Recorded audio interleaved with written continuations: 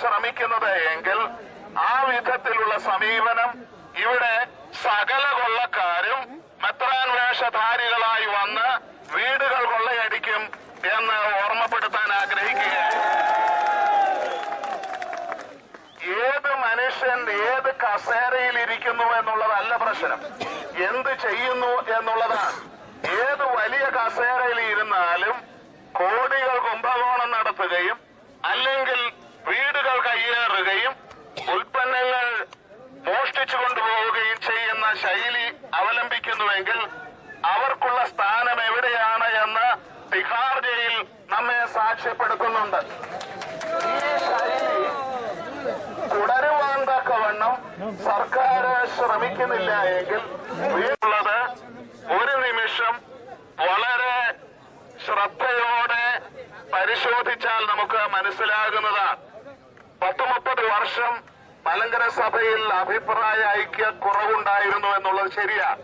പക്ഷേ ആ അഭിപ്രായ ഐക്യക്കുറവ് നീക്കിത്തരണമെന്ന് ഈ അഭിപ്രായ ഐക്യം ഇല്ലാത്ത ആളുകൾ രണ്ടു കൂട്ടരും ബഹുമാനപ്പെട്ട കോടതിയെ സമീപിക്കുകയും കോടതി വ്യക്തമായ മാനദണ്ഡം ആണ് ആ പ്രസ്ഥാനത്തിന്റെ അധ്യക്ഷനെന്നും അസന്നിഗ്ധമായി പ്രഖ്യാപിച്ച ഭാരതത്തിലെ പരമോന്നതമായ നീതിപീഠത്തിന്റെ വിധിയെ അട്ടിമറിച്ചുകൊണ്ടുള്ള 2002 പുതുതായി രൂപീകരിച്ച ഒരു സമൂഹം, എന്നാൽ ഈ കോടതി വിധിയുടെ പരിധിയിൽ വരുന്ന സ്ഥാപനങ്ങളും പള്ളികളും കയ്യേറി തങ്ങളുടേതാണ് എന്ന് വരുത്തി തീർക്കാൻ ശ്രമിക്കുന്ന അതീവ ഗുരുതരമായ ഒരു സാഹചര്യമാണ് ഈ വിഷയങ്ങളെല്ലാം ഉണ്ടാകാൻ കാര്യമായി തീർന്നത്. ഇത് ബഹുമാനപ്പെട്ട സർക്കാർ മനസ്സിലാക്കേണ്ടതാണ്. ഇത് ബഹുമാനപ്പെട്ട കോടതികൾ മനസ്സിലാക്കിയ ഒരു കാര്യമാണ്. എല്ലാ കേസുകളിലും കോടതിയിൽ നിന്ന് ഈ സഭയുടെ അടിസ്ഥാന മാനദണ്ഡം നിശ്ചയിക്കുന്നത് 34 ഭരണഘടനയാണ് എന്ന് സംശയമില്ലാതെ പ്രഖ്യാപിച്ചിട്ടുള്ളതാണ്. അതിന് വിരുദ്ധമായി എന്തെല്ലാം രേഖ കയ്യിലുണ്ട് എന്ന് പറഞ്ഞാലും ആയുസ് എത്രത്തോളം ഉണ്ട് എന്ന് പറയുന്ന ഒരു രേഖ ഒഴിച്ച് വേറെ ഒരു രേഖയും വായിക്കാൻ സാധിക്കില്ല എന്നുള്ളതാണ് സത്യം. തീർച്ചയായിട്ടും കൈ ഉയർത്തി തങ്ങളുടെ കയ്യിൽ രേഖയുണ്ട് എന്ന് പറഞ്ഞാൽ ആ രേഖ വായിക്കാനായി പിറവം അടുത്തുള്ള പാഴൂർ പോയാൽ മാത്രമേ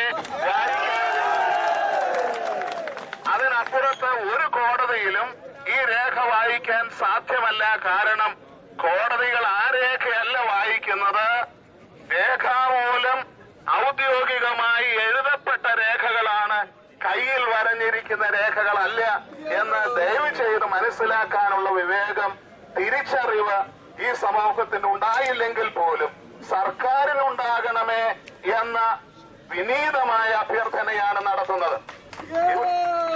ഇവിടെ സ്വാഭാവികമായും അതിക്രമക്കാർക്ക് കൂട്ടുനിൽക്കുന്ന ചില ജനപ്രതിനിധികളുണ്ട് എന്നുള്ളതും സത്യമാണ്.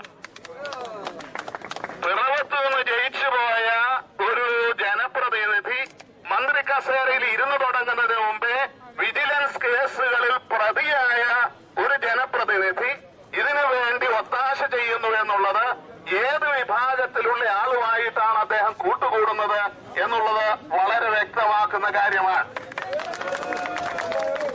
ഒരു സംഘം പുറത്ത് പള്ളികൾ കയ്യേറുമ്പോൾ വേറൊരു സംഘം പൊതു വിതരണ മേഖലയെ കയ്യേറുകയും അങ്ങനെ ഒരു കൂട്ടുകക്ഷി ശൈലി ഇവിടെ ഉണ്ടാക്കുകയും ചെയ്യുമ്പോൾ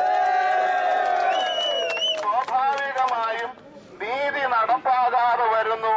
അത് പൊതുവിതരണ മേഖലയിലായാലും ദൈവാലയങ്ങളുടെ ആരാധനാ നടത്തിപ്പിന്റെ മേഖലയിലായാലും അദ്ദേഹം അനേക പ്രാവശ്യം പോലീസ് അധികാരികളെ വിളിക്കുകയും സ്വാധീനിക്കാൻ ശ്രമിക്കുകയും ചെയ്തതായിട്ടാണ് മനസ്സിലാക്കുന്നത്. ഇത് ഏത് രാജ്യത്തെ ശൈലിയാണ് എന്ന് അദ്ദേഹത്തിന്റെ നിശ്ചയമുണ്ടോ എന്നറിഞ്ഞുകൂടാ. ഇത് ഉഗാണ്ടയല്ല, ഭാരതമാണ്. ഭാരതത്തിന് ഒരു നിയമവ്യവസ്ഥയുണ്ട്. ആ നിയമവ്യവസ്ഥയിൽ കാര്യങ്ങൾ തീരുമാനിക്കുന്നത് ബഹുമാനപ്പെട്ട കോടതിയാണ്.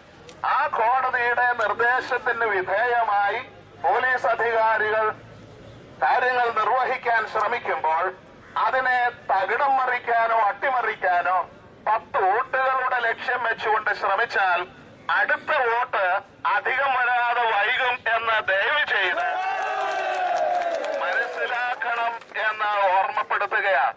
പാർലമെന്റ് ഇലക്ഷൻ വാതുക്കൽ വന്ന് നിൽക്കുകയാണ്. സ്വാഭാവികമായും ഈ ജനം സത്യം തിരിച്ചറിഞ്ഞ് പ്രവർത്തിക്കാൻ തയ്യാറാകുന്ന ആളുകളാണ്. അവിടെ രാഷ്ട്രീയത്തെക്കാൾ ഉപരി അക്രമകാരികളെ തിരിച്ചറിഞ്ഞ് അവർ ഈ രാജ്യത്തിന്റെ ഭരണമേഖലയിൽ എത്തിച്ചേരുന്നില്ല എന്ന് ഉറപ്പാക്കാൻ ഈ വിശ്വാസ സമൂഹത്തിന് സാധിക്കും എന്നുള്ള കാര്യത്തിൽ യാതൊരു തർക്കവുമില്ല. ഇത് രാഷ്ട്രീയത്തിന്റെ വിഷയമല്ല, ഇത് ജനാധിപത്യത്തിന്റെയും നീതി നിർവഹണത്തിന്റെയും വിഷയമാണ്. അതുകൊണ്ട് ദയവ് ചെയ്ത് ജനപ്രതിനിധികൾ ഈ വിഷയത്തിൽ നീതി ഏത് ഭാഗത്താണ്, സത്യം ഏത് ഭാഗത്താണ് എന്ന് തിരിച്ചറിഞ്ഞ് അതിനോട് പ്രതിബദ്ധത കാണിക്കാൻ തയ്യാറാകണമെന്നാണ് അഭ്യർത്ഥിക്കാനുള്ളത്.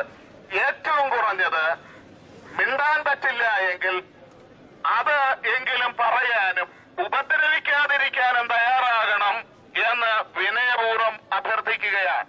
ഇവിടെ വർഷങ്ങളായി തുടരുന്ന ഒരു സമരത്തിന്റെ ഏറ്റവും പുതിയ മുഖമാണ് നമ്മൾ കാണുന്നത്.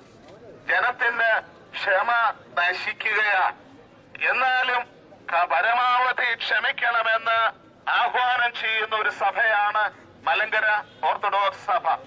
ആ സഭയുടെ എല്ലാ ക്ഷമയുടെ അതിരുകളെയും ലംഘിക്കുന്ന ശൈലിയിൽ പ്രവർത്തിക്കുന്ന ഒരു വിഭാഗവും അതിനൊത്താശ ചെയ്യുന്ന ചില രാഷ്ട്രീയ സാമൂഹിക നേതാക്കളും ഉള്ളപ്പോൾ എവിടം വരെ കൊണ്ടുപോകാൻ സാധിക്കുമെന്ന് വിനയപൂർവ്വം രണ്ടാമതൊന്ന് ചിന്തിക്കുന്നത് എല്ലാവർക്കും നല്ലതായിരിക്കും എന്ന് ഓർമ്മപ്പെടുത്തട്ടെ. ഇവിടെ അഭിവന്യനായ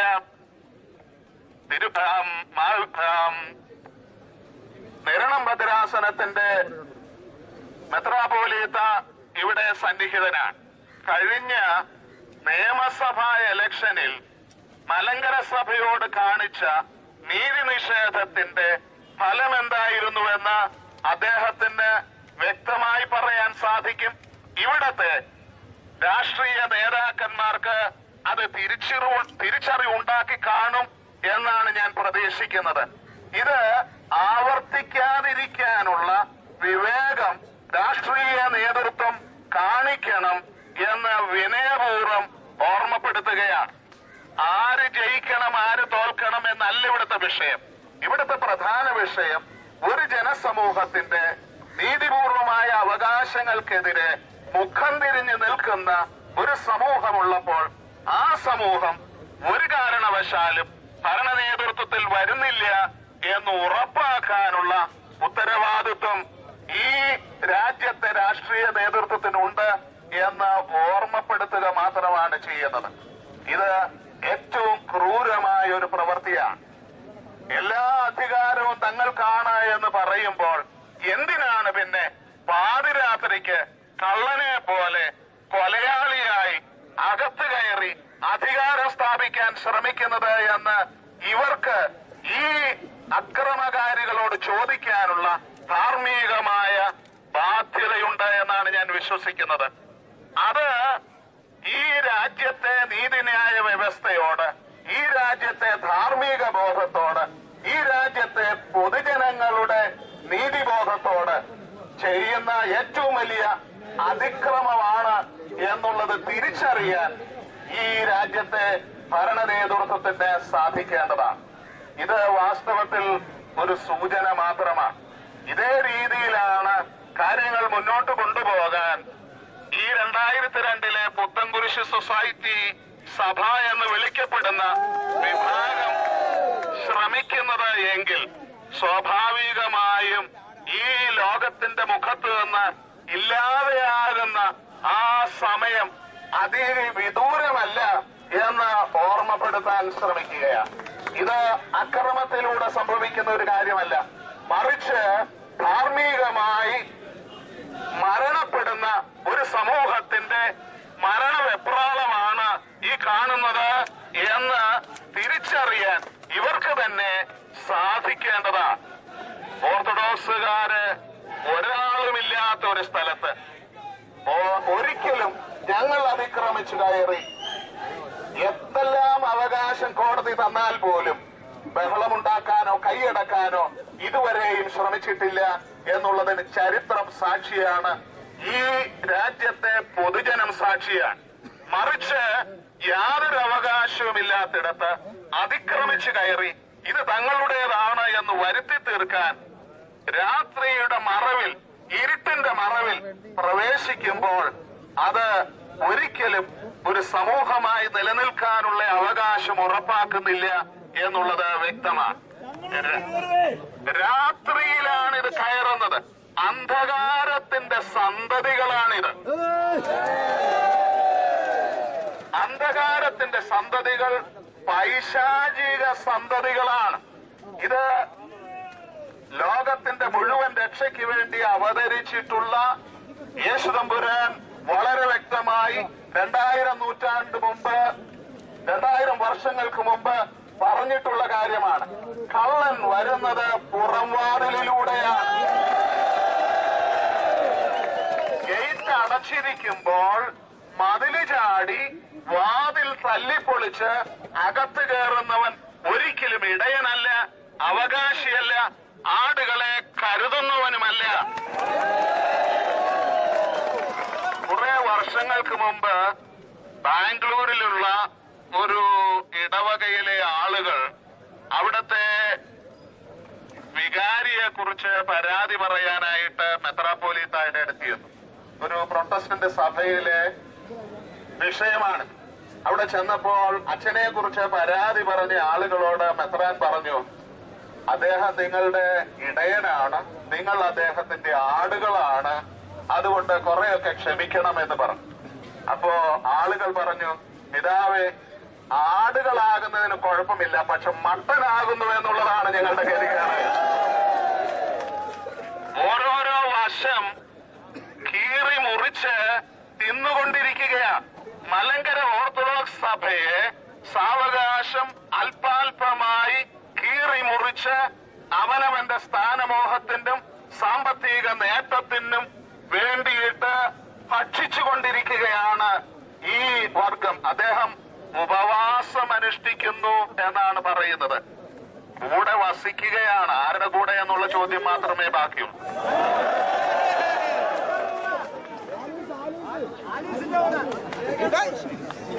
ആലുവായില് പെരുന്നാളിന്റെ തലേ ദിവസം കയറാനായി വന്ന ആളുകളോട് അവിടുത്തെ പോലീസ് ഉദ്യോഗസ്ഥർ ദേഹപരിശോധന നടത്തണം എന്ന് പറഞ്ഞപ്പോൾ അതിന് നിഷേധിച്ച കാതോലിക്ക എന്തിനാണ് പാതിരാത്രി കയറാൻ തയ്യാറായത്? അദ്ദേഹത്തിന് യാതൊന്നും മറയ്ക്കാനോ ഒളിക്കാനോ ഇല്ല എങ്കിൽ ധൈര്യപൂർവ്വം മലങ്കര ഓർത്തഡോക്സ് സഭയുടെ പരിശുദ്ധ കാതോലിക്ക ചെയ്തതുപോലെ കൈ രണ്ടും വിടർത്തി ഉയർത്തി നിർത്തി പോലീസ് അധികാരികൾക്ക് സ്വതന്ത്രമായി പരിശോധിക്കാനുള്ള സൗകര്യം ചെയ്തു കൊടുക്കാതിരുന്നത് എന്തുകൊണ്ടാണ് എന്ന് ഇവിടെ ആളുകൾ ശ്രദ്ധിക്കേണ്ടതാണ്. അദ്ദേഹം കറുത്ത കുപ്പായത്തിനകത്ത് കാപ്പയും കാസായും പീലാസായും ഒളിച്ചു കടത്തി കുർബാന ചൊല്ലിയെന്ന് 5 മിനിറ്റ് കൊണ്ട് വരുത്തി തീർത്ത ഒരു പരിചയമുള്ളത് കൊണ്ടാണ് ബഹുമാനപ്പെട്ട പോലീസ് അധികാരികൾ ദേഹപരിശോധന നടത്തണം എന്ന് ആവശ്യപ്പെട്ടത്. അത് പറ്റില്ല എന്ന് പറഞ്ഞാൽ എന്റെ തലയിൽ കോഴികട്ടവന്റെ പപ്പുണ്ട് എന്ന് തുല്യമായ പ്രവൃത്തി തന്നെയാണ്. യേശുതമ്പുരാൻ പോലും തന്റെ വസ്ത്രം മുഴുവൻ ഉരിയാൻ നിന്നപ്പോൾ ആരെയും തടഞ്ഞില്ല എന്നുള്ളത് ഉദ്ഘോഷിക്കുന്ന ഒരു മഹാപുരോഹിത വേഷധാരിയാണ് തന്റെ വസ്ത്രത്തിൽ തൊട്ടുപോകരുത് എന്ന് പോലീസ് അധികാരികളോട് പറയുന്നത് എന്ന് കേൾക്കുമ്പോൾ എത്രത്തോളം ക്രൈസ്തവത്വം ഇദ്ദേഹത്തിൽ ഉണ്ട് എന്നുള്ളത് ഗൗരവമായി സംശയിക്കേണ്ട വിഷയമായി തീരുന്നു.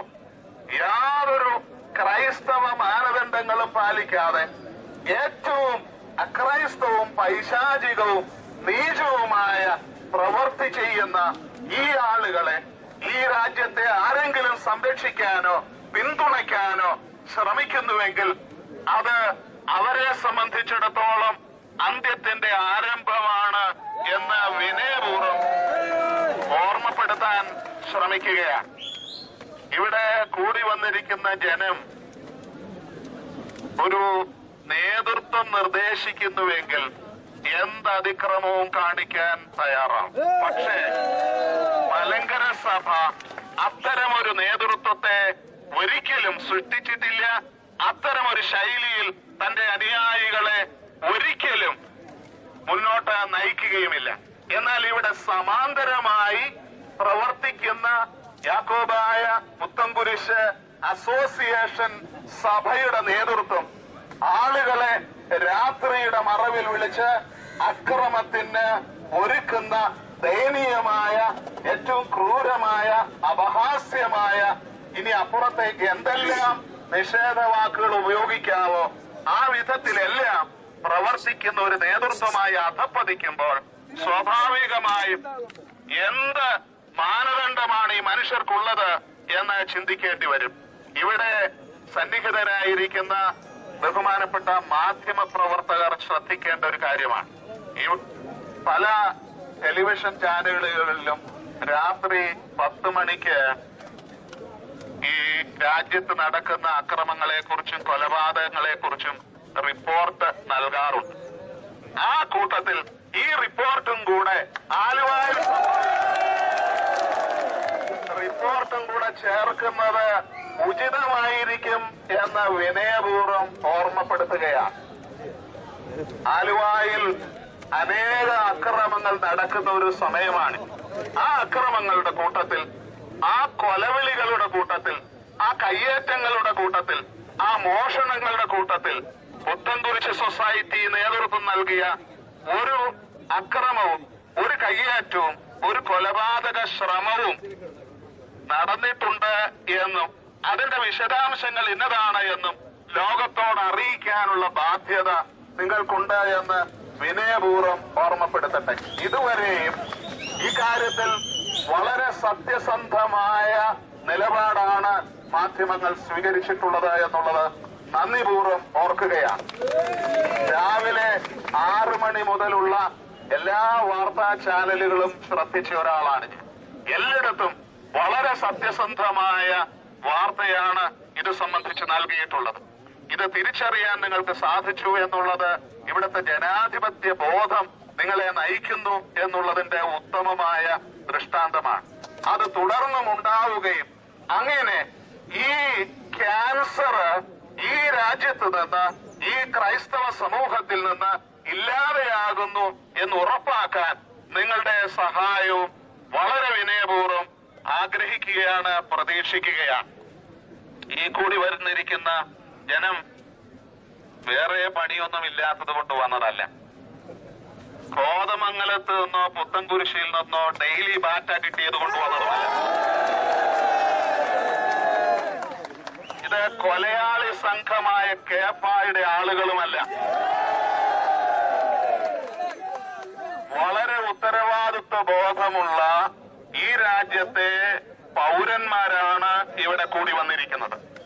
സഹിക്കാൻ തീരെ വയ്യാതായ സമയത്ത് മാത്രമാണ് ഇങ്ങനെ ഒരു വികാര പ്രകടനത്തിന് ഇവർ തയ്യാറായത്. ഇത് ആവർത്തിക്കുന്ന സാഹചര്യം ഉണ്ടാക്കരുതേ എന്ന് വിനയപൂർവ്വം ഇവിടത്തെ അധികാരികളെ ഓർമ്മപ്പെടുത്തിക്കൊണ്ട് ഈ വന്നു ചേർന്നിരിക്കുന്ന എല്ലാവരുടെയും സഭാസ്നേഹത്തെ ശ്ലാഘിച്ചുകൊണ്ട് ഈ നടന്ന സംഭവത്തോടുള്ള പ്രതിഷേധത്തെ ആദരിച്ചുകൊണ്ട് എന്റെ വാക്കുകളെ ഉപസംഹരിക്കുന്നു. ദൈവം നമ്മെ അനുഗ്രഹിക്കട്ടെ. മലങ്കര ഓർത്തഡോക്സ് സഭയുടെ അഭിമാനവും അന്തസ്സും ഉയർത്തിപ്പിടിക്കാൻ എപ്പോഴും നിങ്ങൾ ജാഗരൂകരായിരിക്കണം എന്ന് ഓർമ്മപ്പെടുത്തുന്നു. നന്ദി, നമസ്കാരം.